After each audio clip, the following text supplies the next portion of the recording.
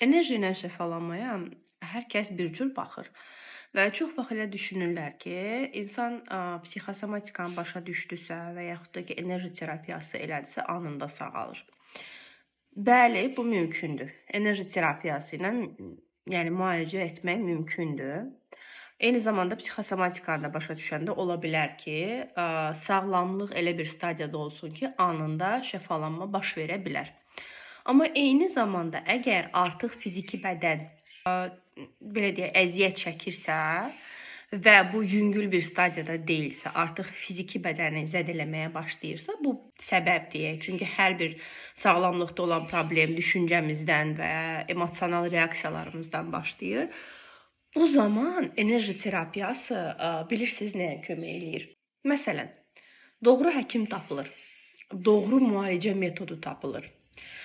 Və yaxud da ki, sənin müalicən üçün lazım olan şərait birdən ortaya çıxır.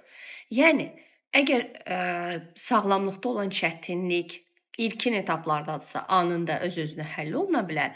Daha sonraki etaplardadırsa, şəfalanmağına yol açır mütləq şəkildə səbəbləri başa düşmək və enerjini sağaltmaq.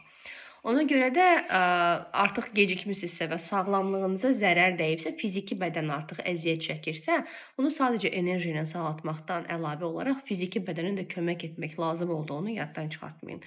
Bütün ümidlər düşüncədə olsa belə, artıq düşüncənizlə bədəninizə zərbə vurmusunuzsa, bədənə də kömək eləmək lazımdır.